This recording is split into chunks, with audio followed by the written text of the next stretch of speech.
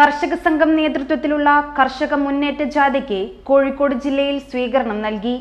EP. Jayarajan ലീഡറും Valsan Panoli മാനേജറുമായ ജാഥയ്ക്കാണ് തൊട്ടിൽപ്പാലത്തും ചക്കിട്ടപ്പാറയിലും സ്വീകരണം നൽകിയത്. ഇത്രയും നല്ല വെളിച്ചെണ്ണ ഇപ്പോൾ നിങ്ങൾക്ക് വിപണിയിൽ ലഭിക്കുകയില്ല. മയൂരം വെളിച്ചെണ്ണ ഒരു ഏറെമല സർവീസ് സഹകരണ ബാങ്ക് സംരംഭം.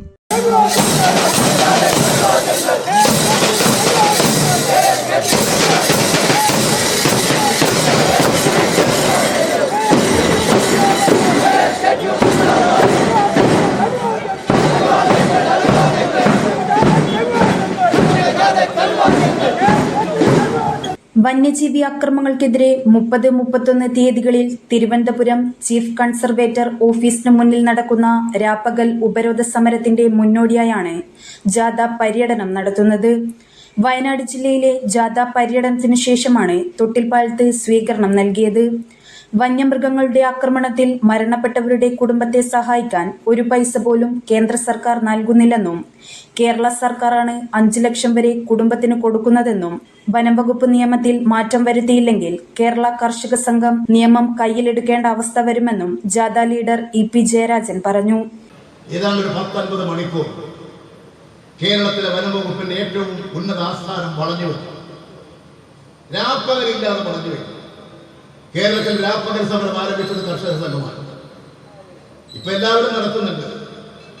അതിന്റെ സൃഷ്ടികർത്താവ് കർഷക സംഘമാണ്. നിങ്ങൾക്കൊക്കെ ഓർമ്മയുണ്ടായിരിക്കും, കർഷക സംഘമാണ് വില്ലേജ് ഓഫീസ് ആദ്യം 24 മണിക്കൂർ ഉപവാസം രാത്രിയും പകലും ഇരുന്ന് കേരളത്തിൽ സമരം ആരംഭിച്ചത്. ഇപ്പൊ മറ്റു സംഘടനകൾ എല്ലാവരും നല്ല കാര്യം തന്നെ, ജനങ്ങൾക്ക് വേണ്ടിയിട്ട്. ഇത് 2 ദിവസം നിൽക്കുന്ന സമരമാണ് ഉപരോധ സമരം.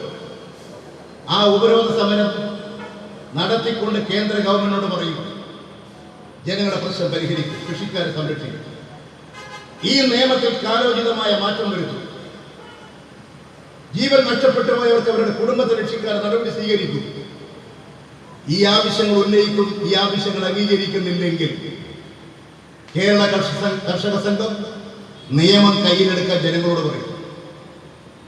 1972 കോൺഗ്രസിന്റെ ഈ നിയമം നിങ്ങൾ അംഗീകരിക്കേണ്ട.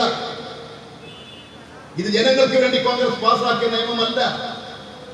അതുകൊണ്ട് ജനങ്ങളെ, കൃഷിക്കാര്, നമ്മുടെ സംരക്ഷണത്തിന് വേണ്ടി നമുക്ക് വന്യമൃഗങ്ങളെ വേട്ടയാടാം. അതിനുവേണ്ട ആയുധം വേണം. നല്ല അമ്പും വില്ലും, നല്ല കവടകൾ, അതിന് വെടിവെക്കാൻ നാടൻ തോക്കുകൾ, ഇതെല്ലാം ഉണ്ടാക്കി വന്യമൃഗങ്ങളെ വേട്ടയാടും. നിയമം കയ്യിലെടുക്കാൻ ആഗ്രഹിച്ചിട്ടല്ല. ഒരു ജനാധിപത്യ സംവിധാനത്തിൽ ഒരു ഗവൺമെന്റ് സ്വീകരിക്കേണ്ട മൗലികമായ ജനങ്ങളുടെ അവകാശങ്ങൾ സംരക്ഷിക്കാൻ തയ്യാറാകാതെ ജനങ്ങളെ വെല്ലുവിളിക്കുമ്പോൾ മറ്റെന്ത് വഴി? ഈ ഗവൺമെന്റ് ജനങ്ങളെ വെല്ലുവിളിക്കുമ്പോൾ എന്താണ് ചെയ്യുക? നിയമം കയ്യിലെടുക്കുക മാത്രമേ പിന്നെ വഴിയുള്ളൂ. അതുകൊണ്ട് കേന്ദ്ര ഗവൺമെന്റിനോട്, കേന്ദ്രമന്ത്രിമാരോട് ഞങ്ങൾ അഭ്യർത്ഥിക്കുന്നത്, രാജ്യത്തിലെ ജനങ്ങളെ, കൃഷിക്കാരെ സംരക്ഷിക്കണം. അതിന് ജനങ്ങളുടെ സഹായങ്ങൾ സമാഹരിക്കുക എന്നുള്ളതാണ് നിങ്ങളുടെ ലക്ഷ്യം. ജാഥ സ്വീകരണത്തിൽ 100 കണക്കിന് ജനങ്ങൾ പങ്കെടുത്തു.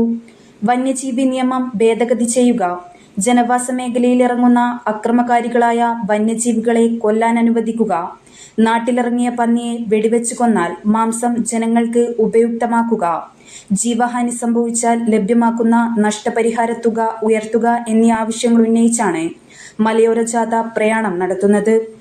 News bureau, media Vadakara.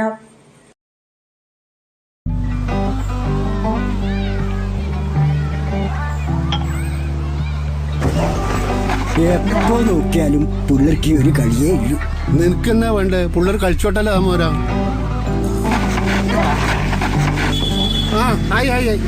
ആരത്? അതാ മോർണിംഗ് സ്റ്റാറിലെ സുരേഷിന്റെ ചെക്കന്ന്, ഗൾഫിൽ പോകുന്നത്, ജോലി കിട്ടിയിട്ട്.